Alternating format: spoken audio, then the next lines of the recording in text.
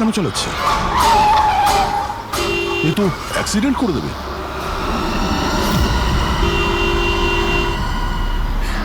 আমাকে ক্ষমা করে দাও, আমাকে ক্ষমা করে দাও, আমি মরতে চাই না, আমাকে ক্ষমা করে দাও। কার সঙ্গে এই কথা বলছে? গাড়িতে তো কেউই নেই। আরে বিনীত, কার সঙ্গে কথা বলছো? গাড়িতে তো কেউ নেই। হয়ে গেছে তোমরা তোমরা দেখতে পাচ্ছ না এতগুলো লোক আমাকে ডাকছে? করছে কি? আমাকে ক্ষমা করে দাও, আমি মরতে চাই পাগল না। হয়ে গেছে মনে হচ্ছে। বিনীত, বিনীত, বিনীত, তোমার অ্যাক্সিডেন্ট হয়ে যাবে, গাড়িটা থামাও বলছি।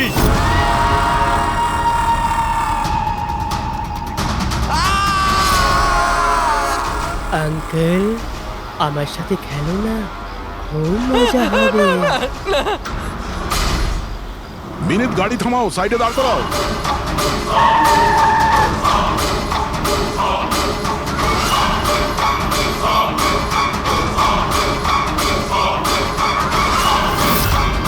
দাঁড়িয়ে যাও। বিনীত, বিনীত,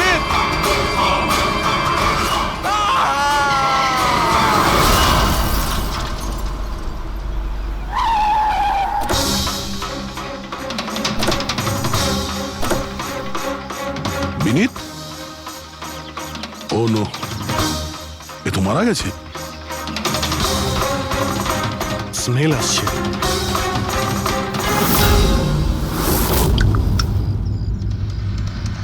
মদ। ড্রিঙ্ক করে গাড়ি চালাচ্ছিল, কিন্তু ও গাড়িতে কথা বলছিল কার সাথে? মদের নেশায় ভুলভাল বকছিল। মদ খেলে তো এটাই হয়, অ্যাক্সিডেন্ট। আপনি তো আমাকে কথা দিয়েছিলেন না যে বিনীতের কিচ্ছু হবে না, তো এটা কি হয়ে গেল? দেখুন ম্যাডাম, যদি ওনার অন্য কোনো দের হাত থেকে প্রাণ সংশয় থাকতো, আমরা ওনাকে নিশ্চয়ই বাঁচাতাম। কিন্তু উনি তো নিজেই মদ খেয়ে গাড়ি চালাচ্ছিলেন। আপনি তো জানেন এটা কতটা ডেঞ্জারাস। না, ওনার প্রাণ ওনার নিজের জন্য যায়নি, বরং তাদের জন্য গেছে যারাও এতদিন ধরে ওকে বিরক্ত করছিল। কারা? সকাল সন্ধে ঘুমিয়ে জেগে সব সময় ওকে বিরক্ত করত। উনি উনি এতটাই চিন্তিত হয়ে গিয়েছিলেন যে উনি নিজের বিজনেসেও পুরোপুরি নজর দিতে পারছিলেন না। কোন লোকের কথা বলছেন আপনি? একটু পরিষ্কার করে বলুন। ম্যাম, বিনীতের মৃত্যু আমাদের সামনে হয়েছে, আর ওই সময় ও ছাড়া গাড়িতে কেউ ছিল না। তাহলে ওর মৃত্যুর দোষ আপনি অন্য কারোর ঘাড়ে চাপাচ্ছেন কেন? কারণ ওনার খুন হয়েছে, মার্ডার, এটা মার্ডার। মার্ডার হয়েছে? আপনি আপনি কি জানেন কারা করেছে এটা? আত্মারা। হতে পারে আপনারা ওই আত্মাটাকে দেখতে পাননি, কিন্তু বিনীত বিনীত ওদের পরিষ্কারভাবে দেখতে পেত। সিআইডিরা আত্মাটাত্মায় বিশ্বাস করে না। আপনিও মানতেন স্যার, যদি আপনি 2 সপ্তাহ আগের ঘটনাটা দেখে থাকতেন। লীলা ওঠো, ওঠো লীলা, লীলা ওঠো। বিনীত, বিনীত,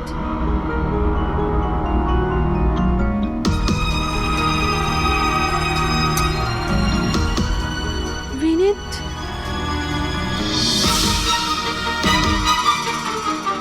বিনীত, কি হয়েছে বিনীত? ওই দেখো, আলমারির ওপরে। কি আছে ওখানে বিনীত? লীলা, আলমারির উপরে কেউ আমাকে দেখছে, আমাকে শুতে দিচ্ছে না। বিনীত, ওখানে কিচ্ছু নেই, কিচ্ছু নেই। তুমি না নিশ্চয়ই কোনো খারাপ স্বপ্ন দেখেছো। চলো শোবে চলো। আমি কোনো স্বপ্ন দেখিনি, ওই দেখো এখনো দেখছে আমাকে। তুমি কেন দেখতে পাচ্ছ না? বিনীত, ওখানে কিচ্ছু নেই। তোমার শরীর ঠিক নেই বিনীত, চলো তুমি এসে শুয়ে পড়ো, চলো। কিচ্ছু নেই বিনীত, তুমি না খারাপ স্বপ্ন দেখেছো, তার জন্য এরকম হচ্ছে। সরি সরি, আমাকে ক্ষমা করে দাও প্লিজ। 1 মিনিট। আর এই বিনীত কি কারণে ক্ষমা চাইছিল? এটা তো আমিও জানি না স্যার। বিনীত কাজ কি করতো? স্যার ওনার কোম্পানি হসপিটালে মেডিকেল ইকুইপমেন্ট সাপ্লাই করতো।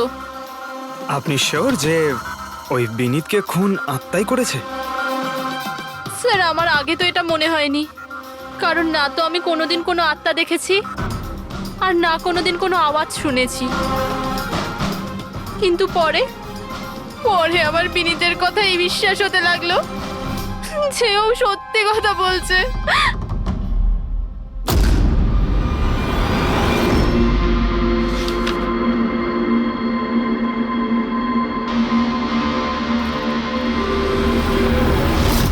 হ্যাঁ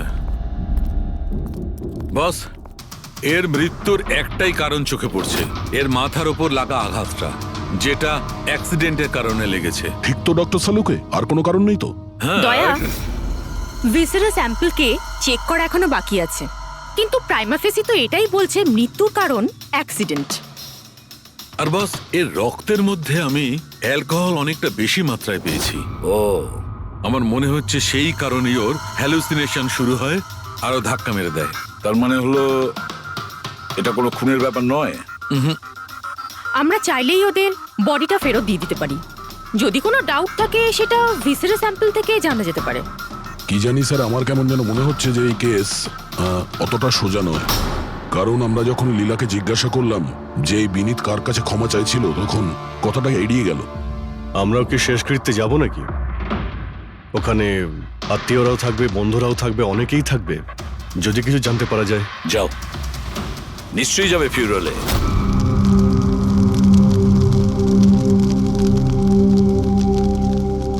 ঠিকই হয়েছে, মরে গেছে। খারাপ লোকেদের সাথে এটাই হওয়া উচিত। তুমি একদম ঠিক বলেছো, এই ধরনের লোকের এরকমই মৃত্যু হওয়া উচিত। ব্যাস, আর ওই দিনটার অপেক্ষা করছি যেদিন ওই দুজনেরও চিতা জ্বলতে দেখব। ওই দিন আমি তোমাদের দুজনকে অনেক বড় পার্টি দেব। কি সমস্যা কি তোমার? হ্যাঁ, এখানে একটা শোক পালন করার জায়গায় উৎসব পালনের কথা বলছো তোমরা? কেন করব না উৎসব? আরে আসল উৎসব তো সেদিন হবে যেদিন এই দুজনেরও চিতা জ্বলবে। ওরা দুজনে চিতায় উঠুক কি না উঠুক, তুমি সিআইডি রাতে ঠিকই আসবে। স্যার, আপনারা যদি সিআইডির লোক হন তাহলে অপরাধীদের সাহায্য করার বদলে আমাদেরকে ন্যায় বিচার দেওয়া উচিত। এক মিনিট। কি বলতে চাও পরিষ্কার করে বলো। স্যার, আমার নাম পুনিত, আর আমার বাবা পার্পল হসপিটালে ভর্তি ছিল। ভেন্টিলেটরে ছিলেন। ডাক্তারবাবু, নার্স, ডাক্তারবাবু কোথায়? Relax. আমার বাবা মারা যাবে এক্ষুনি। প্লিজ ডাক্তারবাবুকে বলুন। কি হয়েছে? কেন চিৎকার করছেন? চিৎকার করবো না তো কি করবো? আমার বাবা ওখানে মারা যাচ্ছে, আর আপনাদের স্টাফ এখানে বসে মাছি মারছে। আপনি আগে শান্ত হন প্লিজ। আপনি পেশেন্টের কাছে যান, আমি দেখছি। তাড়াতাড়ি করুন প্লিজ। হ্যাঁ, ম্যাম, একটা ঘটনা ঘটে গেছে। কি সমস্ত হয়েছে? ভেন্টিলেটর এক এক করে বন্ধ হচ্ছে। কি? হ্যাঁ ম্যাডাম, আমাদের দুজন ডাক্তার ম্যানুয়ালি অক্সিজেন দেওয়ার চেষ্টা করছে। ম্যাডাম, সবার সাথে এরকম হওয়াটা ঠিক নয়। যদি ভেন্টিলেটর ঠিক না হয় তাহলে পেশেন্টরা মরে যাবে। আরে আস্তে বলো। আরে এটা হসপিটালের রেপুটেশনের ব্যাপার। এটা যদি পেশেন্টের বাড়ির লোকেরা জানতে পারে না, তাহলে একটা ঝামেলা হয়ে যাবে। ডক্টর, আপনারা প্লিজ 2 মিনিট সময় দিন, আমরা সলিউশন বার করছি। ম্যাম, এক এক করে সব ভেন্টিলেটর বন্ধ হয়ে যাচ্ছে। তুমি যাও, বাকি ওয়ার্ডসগুলো চেক করো, যাও। Okay ma'am. আরে ওই আমাদের সাপ্লায়ার বিনীতকে ফোন করো না, ওই সব কিছু ব্যবস্থা করে দেবে। প্লিজ টেনশন নেওয়ার কোনো ব্যাপার নেই। ডক্টর মেহেক, হচ্ছে কি এসব? স্যার ভেন্টিলেটর সব বন্ধ হয়ে গেছে স্যার। আপনারা প্লিজ শান্ত হন, আমি কথা বলছি। স্যার, এক এক করে সমস্ত ভেন্টিলেটর বন্ধ হয়ে যাচ্ছে স্যার। কি, এটা কিভাবে হতে পারে? তো কোনো হসপিটালে ফোন করো না, ওখান থেকে আনাও। আরে রাজা, ফোন লাগাও। আর মেহেক, একটা কাজ করো, এখানে যে টেকনিশিয়ান আছে ওকে ডাকো। রাজা, কি হলো তোমার? তুমি কি শুনতে পাচ্ছ না স্যার কি বললেন? আপনারা কি ডিসকাস করে টাইম ওয়েস্ট করছেন? আমার বাবা মারা যাবে ওখানে। আপনি প্লিজ একটু শান্ত হন, আমরা এক্ষুনি যাচ্ছি। Please ma'am, sir, ma'am, very bad news. দুটো পেশেন্টের জীবন চলে গেছে। 5টা পেশেন্ট খুব ক্রিটিক্যাল অবস্থায় আছে। স্যার, আজ আমাদের পরিবারের লোক আমাদের সাথে নেই। এর জন্য দায়ী শুধুমাত্র এই 3 জন লোক, বিনীত, মেহেক আর রাজা। আচ্ছা, এই বিনীত তো ইকুইপমেন্ট সাপ্লাই করতো, তাই না? হ্যাঁ স্যার। আর বাকি দুজন? স্যার, যেদিন এই ঘটনাটা ঘটেছিল সেদিন মেহেক ডক্টর ইনচার্জ ছিল, আর রাজা হসপিটালে অ্যাডমিন সামলাতো। আচ্ছা, এনারা দুজনে কি শুধু হসপিটাল থেকে এসেছেন নাকি ওখান থেকে আরো অনেকে এসেছেন? এসছে স্যার, ওই হেড নার্স পরিণীতা, ওই শেখর যে মেনটেন্যান্সে ছিল, আর উনি ডক্টর কেদার, এই হসপিটালের মালিক। ঠিক আছে, এখন শান্ত হয়ে যাও। আমরা এই মামলার গভীরে যাব। যদি তোমার বাবার সঙ্গে কোনো অন্যায় হয় তো ন্যায় বিচার তুমি নিশ্চয়ই পাবে।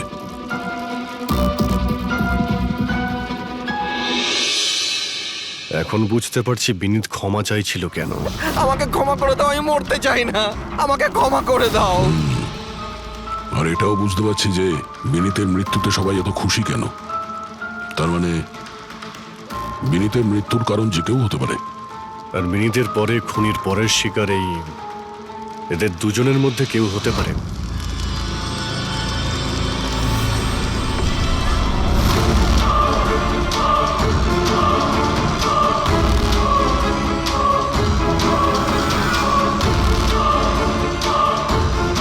আমাকে ক্ষমা করে দাও। তুমি আমাকে কেন মরতে দিলে? আমার পিছু নিও না।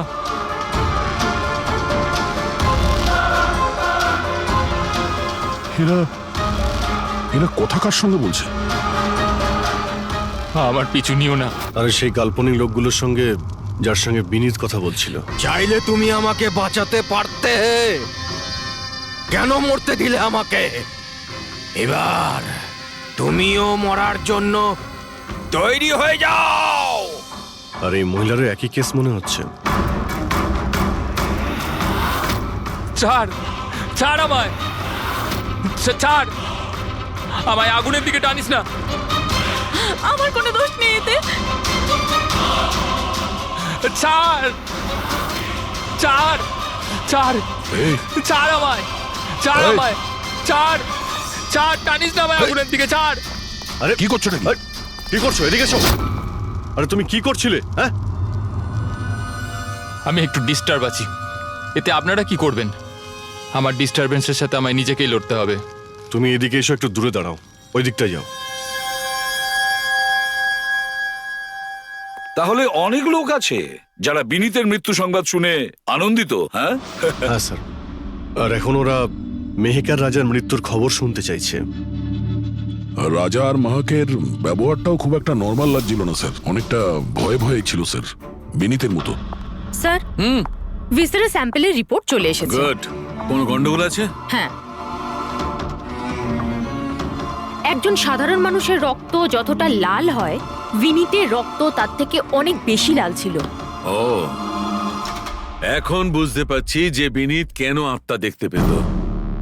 কেন স্যার? পুরবী, মানুষের রক্ত যখন সাধারণের থেকে অনেক বেশি লাল হয়, তার মানে এইটা দাঁড়ায় যে ওই মানুষটি অনেক বেশি দীর্ঘ সময় ধরে কার্বন কম্পাউন্ডের সংস্পর্শে ছিল। আর এই কার্বন কম্পাউন্ডের কারণেই ওর হ্যালুসিনেশন হতো ভীষণ ভাবে। তার মানে কেউ জেনে শুনে বিনীতকে ওই কার্বন কম্পাউন্ডের সংস্পর্শে এনেছিল, যার ফলে বিনীতের মানসিক অবস্থা খারাপ হয়ে গেল আর ওর মৃত্যুর কারণও হয়ে গেল। স্যার, খুনি এই কার্বন কম্পাউন্ড পেল কোথায়? এই আমাদের আশেপাশেই সব জায়গায় কার্বন কম্পাউন্ড ছড়িয়ে আছে। মডার্ন জীবনে আমরা যতগুলো মেশিনারি ব্যবহার করছি, ওই সবগুলো, প্রায় সবগুলো কার্বন কম্পাউন্ড ছড়ায়। হ্যাঁ, যে কেউ মেশিনের উপর এরকম কারুকার্য করে এটা করতেই পারে। তার মানে বিনীত গাড়িতে বসার আগে এরকম কোনো কেমিক্যালের সংস্পর্শে এসেছিল, যার জন্য ওর এইসব হ্যালুসিনেশন এইসব হচ্ছিল স্যার। ঠিক কথা বস। গাড়িটার এক্সস্ট সিস্টেমটা চেক করতে হবে। গন্ডগোলটা ওখানেই হয়েছে।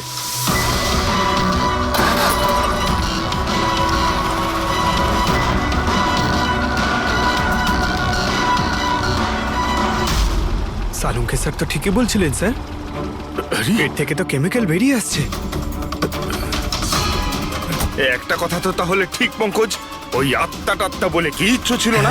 হ্যাঁ স্যার, তার মানে এখন খুনের নিশানায় দুজন রয়েছে, রাজা আর মেহেক।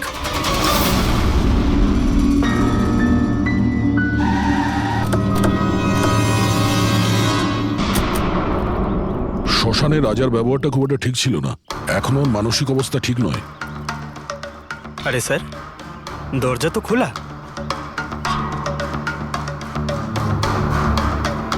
আচ্ছা, খুনি রাজার কাছে পৌঁছে যায়নি তো? এসব কি হচ্ছে? ক্যান্ডেলস,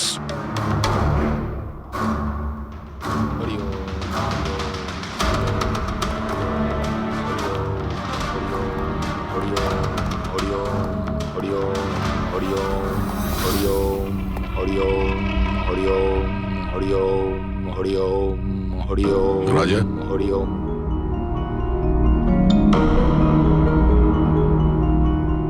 আছো? কারা আপনারা? সিআইডি। বিনীতের শেষকৃত্যে দেখা হয়েছিল আমাদের। তুমি আগুনে ঝাঁপাতে যাচ্ছিলে, আমরা তোমাকে আটকেছিলাম, মনে আছে? ঝাঁপ দিতে যাচ্ছিলে, আমরা তোমাকে। এবার আপনাদের আমাকে আটকানোর বা বাঁচানোর কোনো দরকার নেই। যতক্ষণ বিনীতের খুনি ধরা না পড়বে তোমারও প্রাণের সংশয় আছে। আচ্ছা, একদম ঠিকঠাক বলো, ওই 12 জন রোগীর মৃত্যু কি তোমার গাফিলতিতে হয়েছিল? খবরদার বলছি, আমার ওপর এরকম নোংরা আর মিথ্যা অপবাদ দেবেন না। আমি নির্দোষ, আমার জন্য কেউ মরেনি। শান্ত হও, শান্ত হও। রাজাকে অনেক কষ্টে শান্ত করেছি, ওকে ডাকাবেন না। আপনি কে? আমার নাম শ্লোক। আমি রাজাকে এই খারাপ সময় থেকে বার করে আনবার চেষ্টা করছি। ও, তার মানে আপনি সাইকিয়াট্রিস্ট? সাইকিয়াট্রিস্ট নয়, সাইকি, মিডিয়াম। এই জগৎ আর অন্য জগতের সঙ্গে একটা সেতু ভেবে নাও। অন্য জগৎ? অন্য আবার কোন জগৎ? ওই আত্মাদের জগৎ। যদিও আমরাও একটা মাধ্যম, অপরাধ দুনিয়া থেকে নিয়ে জেলের ভেতর গারদের পেছনে পৌঁছানোর পুল। আপনারা আমাকে জেলে পাঠাবার চেষ্টা করছেন কেন? আমি তো রাজাকে আত্মাদের থেকে বাঁচাবার চেষ্টা করছি। রাজাকে আত্মার থেকে নয়, কেমিক্যাল পয়জন থেকে বাঁচানোর দরকার। আর বন্ধ করো তোমার এই ঢং, বুঝেছো? স্যার, ও কোন দিকে ইঙ্গিত করছে? ওই বুড়ো লোকটার দিকে, যে এসি নিচে দাঁড়িয়ে রয়েছে। ও কার কথা বলছে? আমি তো কাউকে দেখতে পাচ্ছি না। আমিও দেখতে পাচ্ছি না। মানুন বা না মানুন, এই ঘরের মধ্যে কোনো শক্তিশালী আত্মা আছে যে রাজার ক্ষতি করতে চাইছে। এক্ষুনি জেনে যাবেন।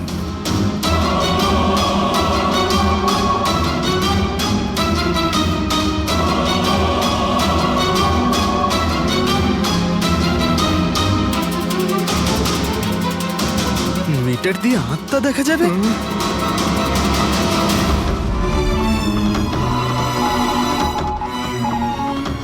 দেখলেন, ওই আত্মাটা এসির পাশেই আছে। আমার ইএমএফ মেশিন মিথ্যে বলবে না।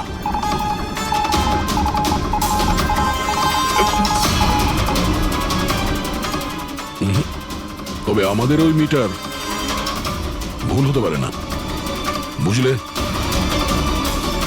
ফ্রেডি, মনে হচ্ছে রাজারও কার্বন কম্পাউন্ডের অ্যাকশন ওর গাড়ির থেকেই হয়েছে। একটা কাজ করো, এই মিটারটা নিয়ে যাও, ওর গাড়িটা চেক করো। ফ্রেডি। পঙ্কজ, তাহলে বলো, তুমি বিনীতের ফিউরিনালে কি দেখেছো? আমি কাউকে দেখিনি, আমি কিছু দেখিনি। মিথ্যা কথা বলো না। যদি কিছু দেখেই না থাকো তাহলে পালালে কেন? আমি মিথ্যে বলছি না, আমি সত্যি কাউকে দেখিনি।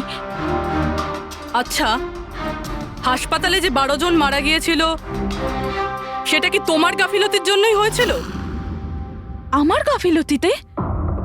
দেখুন, আমার দ্বারা যতটা সম্ভব আমি সব চেষ্টা করেছি। আমি ডাক্তার কেদারের সঙ্গে কথা বলেছিলাম, কিন্তু উনি তো কোনো অ্যাকশনই নিলেন না। তাহলে আমি আর কি করতে পারি? আচ্ছা, তার মানে হলো এটা ডক্টর কেদারের ভুল। ওনার থেকেও তো বেশি দোষ ছিল ওই রাজা। ওর একবার দেখা উচিত ছিল যে ভেন্টিলেটরস গুলো কাজ করছে কি না, ওগুলো সময় মতো সার্ভিসিং হচ্ছে কি না। তাহলে কি দোষী রাজা? রাজা আর বিনীত দুজনেই। বিনীতেরও ভেন্টিলেটর সাপ্লাই করার আগে দেখে নেওয়া উচিত ছিল যে ওগুলো ঠিকঠাক কাজ করছে কি না। কতগুলো জীবন নির্ভর করছিল ওই ভেন্টিলেটরস গুলোর উপরে। মনে হচ্ছে রাজা আর বিনীতের জন্য তোমার মনে অনেক রাগ আছে। বিনীতের মৃত্যুতে নিশ্চয়ই খুশি হয়েছো তুমি। এটা কি বলছেন আপনি? একদমই না। আমি একজন ডক্টর, আর আমার কাজ হলো একজন পেশেন্টের জীবন বাঁচানো। কারণ মৃত্যুতে আমি কি করে খুশি হব?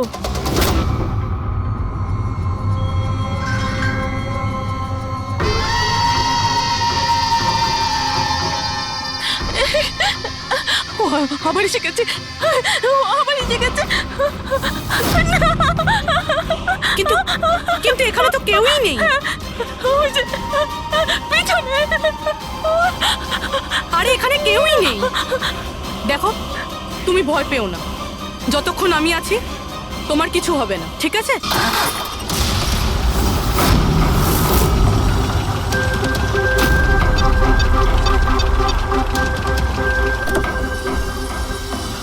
গাড়ির এসিতে তো কার্বন কম্পাউন্ড নেই। বাড়ির ভেতরে গিয়ে দেখা যাক, চল।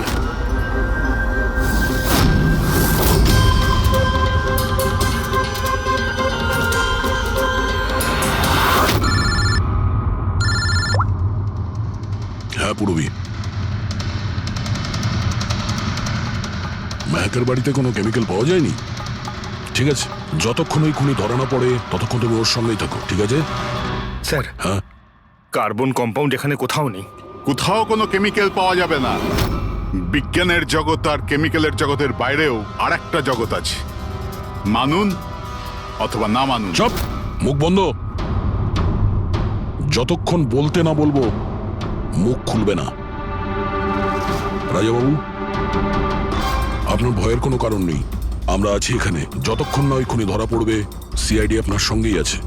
আমার সিআইডির দরকার নেই, ইনি রয়েছেন না আমার সুরক্ষা করার জন্য। আরে এটা কিভাবে সম্ভব? না রাজার বাড়িতে কেমিক্যাল পাওয়া গেছে আর না মেহেকের বাড়িতে পাওয়া গেছে, এটা কি করে সম্ভব? স্যার, আমরা রাজার বাড়িটাকে ভালো করে চেক করেছি, এক একটা কোণা দেখেছি, ওই গাড়িটাও চেক করেছি, কোথাও কিছু পাওয়া যায়নি। হ্যাঁ, কিন্তু দয়া, যদি কোনো কেমিক্যাল ব্যবহারই না হয়ে থাকে তাহলে রাজা আর মেহেকের হ্যালুজিনেশন হলো কি করে? কোনো তো একটা কারণ থাকবে। আর স্যার, যেভাবে বিনীতের কারের এসিতে কেমিক্যালের ব্যবহার করা হয়েছে, এটা কোনো আনপ্রফেশনাল কেউ করেছে বলে আমার মনে হয় না। একটা কাজ করা যাক, যারা মারা গেছে তাদের বাড়িতে দেখো, হয়তো কেউ থাকতে পারে যে কেমিক্যালের বিষয়ে খুব ভালো করে জানে, বা কেউ কেমিক্যালের এক্সপার্ট। আর হ্যাঁ, হসপিটালের ওই স্টাফকে ডাকো। চিফ নার্স যে আছে না, হেড নার্স পরিণীতা, আর হেড টেকনিশিয়ান শেখর, আর মালিক কেদার, তিনজনকেই ডাকো। স্যার, দেখা যাক।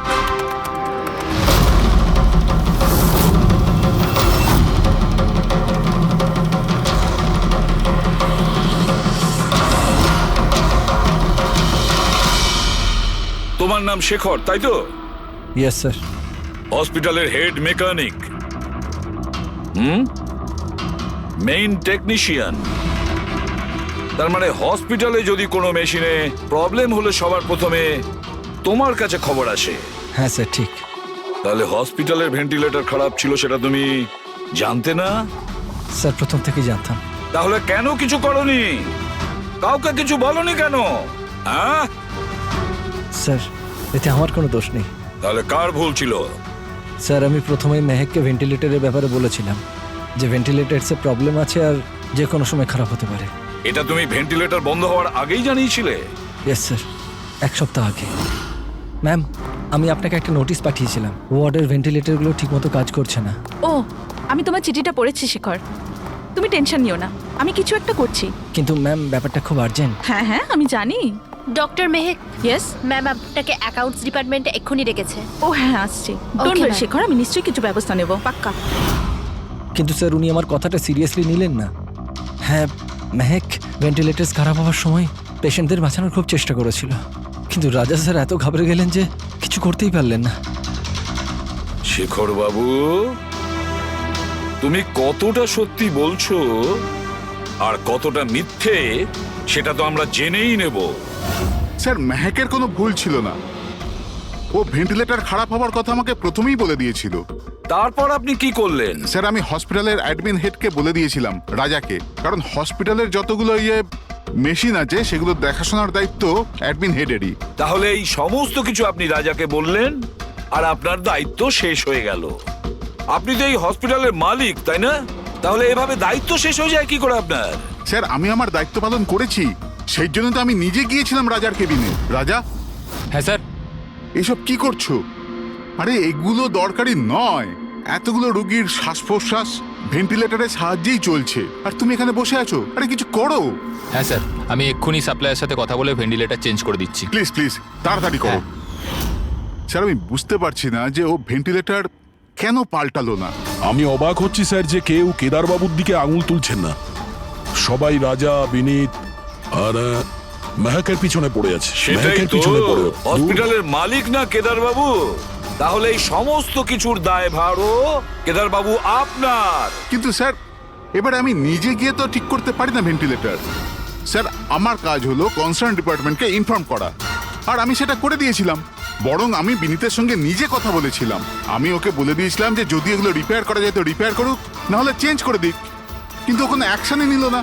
এ কোনো অ্যাকশন নেয়নি, সে কোনো অ্যাকশন নেয়নি, আপনি কি অ্যাকশন নিয়েছিলেন? আর দোষ দিচ্ছেন বিনীতকে, যে কিনা মারা গেছে, বা রাজার, যে উত্তর দেওয়ার পরিস্থিতিতে নেই। স্যার, যেটা সত্যি ছিল ওটা আমি আপনাদের বলে দিলাম। সেটা এবার মানবেন কি মানবেন না স্যার, আপনাদের ব্যাপার। পরিণীতা স্যার। হসপিটালের হেড নার্স, তাহলে তুমি হসপিটালের ব্যাপারে নিশ্চয়ই সবকিছু জানো। হ্যাঁ স্যার। তাহলে এবার সত্যি করে বলো, এই যা কিছু হয়েছে কার গাফিলতির কারণে হয়েছে? তাড়াতাড়ি বলো। হ্যাঁ স্যার, বলছি। আমার সাথে বিশ্বাসঘাতকতা করার চেষ্টা করো না রাজা। আর হ্যাঁ, যদি মেশিনে কোনো ফিজিক্যাল ড্যামেজ থাকে তাহলে সেটা ওয়ারেন্টিতে আসে না। যদি তোমার নতুন ভেন্টিলেটর চাই তাহলে তোমাকে পুরো কস্ট পে করতে হবে, বুঝেছো? আমি তোমার থেকে বাজে লোক আজ অব্দি আমার জীবনে দেখিনি। এবার থেকে না তো আমাদের হসপিটাল তোমার থেকে কিছু কিনবে, না তো শহরের আর কোনো হসপিটাল। শোনো, এসব হুমকি অন্য কাউকে দেবে। তুমি জানো না আমি কে, যা করার করে নাও।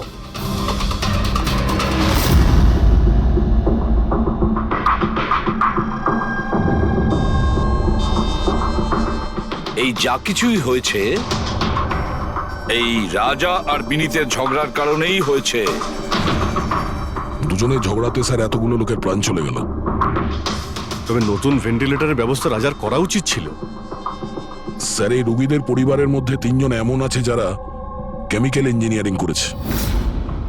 আচ্ছা, 3 জন? তাহলে ওদের ঠিকুজি কুষ্টি বের করো, দেখি কি আছে।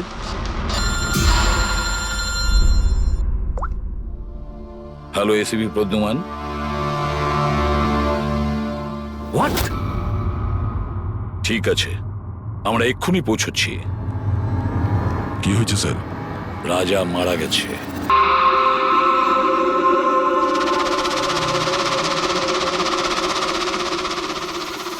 দয়া, এর মৃত্যু তো মাথায় চোট লাগার কারণেই হয়েছে। মনে হচ্ছে ছাদ থেকে লাফ দিয়েছে। হতে পারে হ্যালুসিনেশন এত জোরে হয়ে গেছে যে ঘাবড়ে গিয়ে রাজা উপর থেকে ঝাঁপ মেরে দিয়েছে। আর তুমি খেয়াল রাখছিলে না এর? এই খেয়াল রেখেছো তুমি? হ্যাঁ স্যার, রাজা তো একদম শান্ত হয়ে শুয়ে পড়েছিল। আমি কি করে জানবো যে হঠাৎ করে উঠে পড়বে আর আত্মহত্যা করে ফেলবে? যখন এটা হয়েছিল তুমি কোথায় ছিলে? হ্যাঁ স্যার, আমি অন্য ঘরে শুয়েছিলাম। তখনই আমি রাজার জোরে জোরে চিৎকার শুনলাম। আমি এই আত্মাদের সহ্য করতে পারছি না, আমার নিস্তার চাই, মুক্তি চাই। আর যতক্ষণ আমি ওর কাছে পৌঁছবো ততক্ষণ ও ছাদ থেকে পড়ে গেছে। বাহ, কি অদ্ভুত ব্যাপার! রাজাকে একলা রেখে তুমি নাকে তেল দিয়ে ঘুমোচ্ছিলে? হ্যাঁ, আমি তো মনস্থির করেইছিলাম ঘুমোবো না। কি জানে কিভাবে ঘুমিয়ে পড়লাম। নিশ্চয়ই আমাকে ওই আত্মাগুলোই ঘুম পাড়িয়ে দিয়েছিল। আপনি এটা দেখুন স্যার, মিটারের রিডিং কত বেড়ে গেছে। আমারও কিন্তু একটু ক্লান্তি ভাব লাগছে স্যার। আর দ্বিতীয়বার যদি আমাকে এই মিটার দেখিয়ে দিস না তাহলে মনে রাখিস। দয়া, 1 মিনিট ভাই, একটু মিটারটা দেখি। এই নিন।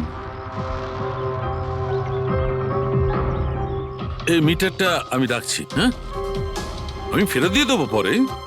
ঠিক আছে স্যার, কিন্তু দিয়ে দেবেন। হ্যাঁ, দিয়ে দেবো। বরং এখন তুমি বাড়ি গিয়ে একটু আরাম করো। ক্লান্ত হয়ে গেছে, একটু দুর্বল লাগছে। হ্যাঁ হ্যাঁ স্যার। ঠিক মতো ঘুমও হয়নি। যাও আরাম করো। এটা কি ডক্টর সালুকে? ওকে যেতে দিলেন আর এই মিটারটা রেখে দিলেন? দয়া, এই যে মিটারটা না, এটা খুব কাজের জিনিস।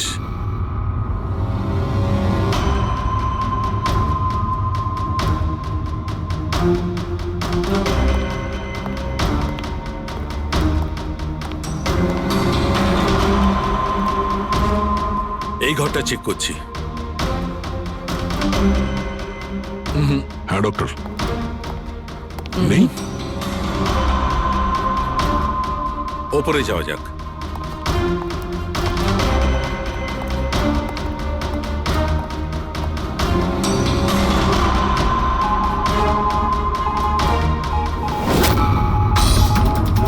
আরে সালুঙ্কে স্যার, সাবধানে।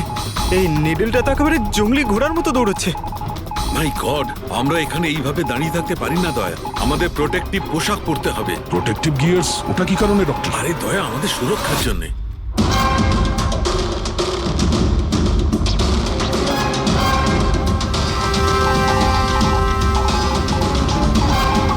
এই দেখো, সবচেয়ে বেশি মিটার রিডিং এখানেই পাওয়া যাচ্ছে, এই এসিটার নিচে। মানে স্যার ওই পঙ্কজ, খবরদার খবরদার যদি আত্মার নাম নিয়েছো। স্যার এই মিটারটা কোন দিকে ইঙ্গিত করছে? বলছি বাইরে চলো, বাইরে চলো।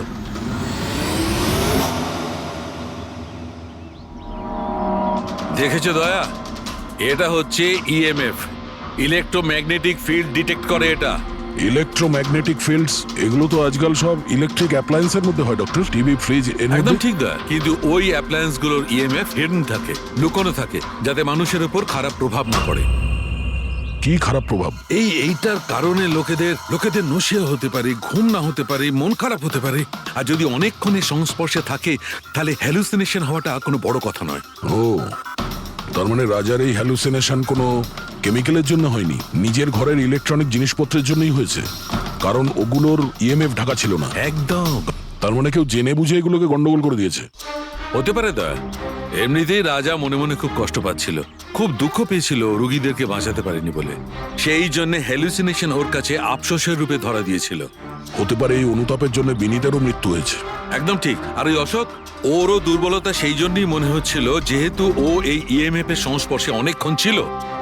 এখানে ওই কার্বন কম্পাউন্ড পাওয়া যায়নি। এটা কি করে দেয়?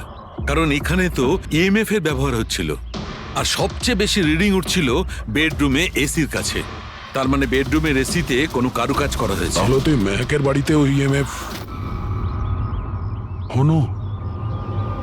আমার তাড়াতাড়ি পূরবীকে ইনফর্ম করতে হবে।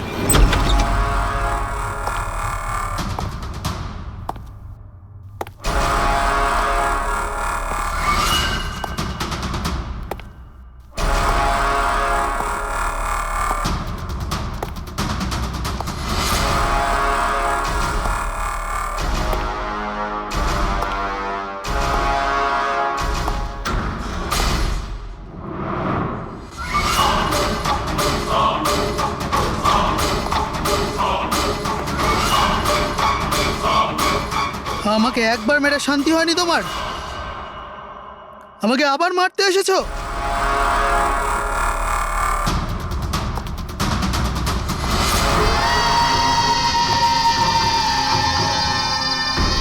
তুমি? আমি তোমাকে সেলফ ডিফেন্সে মেরেছিলাম, আর তাছাড়া তুমি একজন অপরাধী। অপরাধীদের কি পরিবার থাকে না? তোমার জন্য আমার মেয়ে অনাথ হয়ে গেছে, আর এই রক্ত দেখছো, সব তোমার জন্য। আমি আর তোমাকে ছাড়বো না।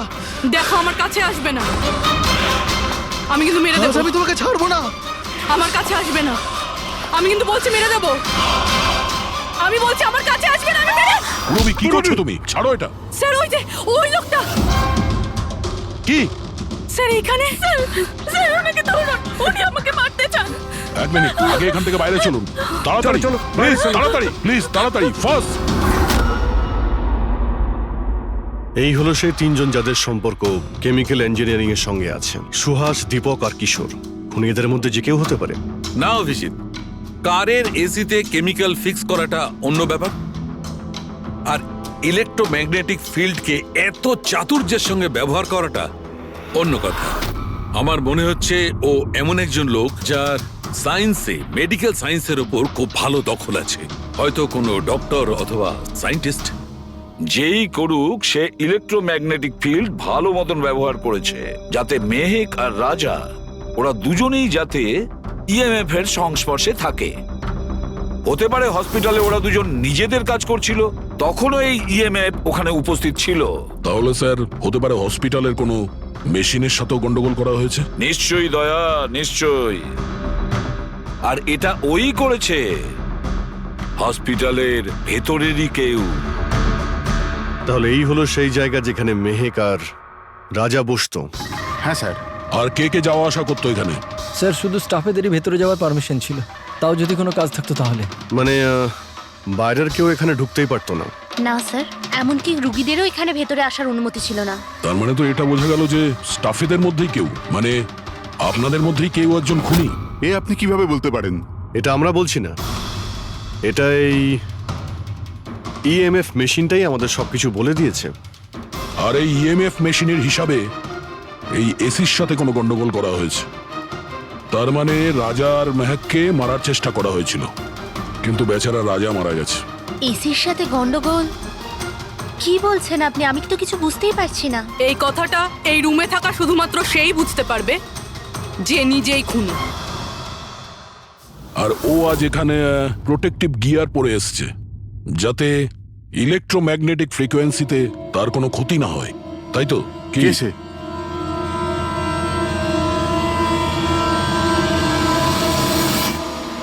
এদিকে এসো।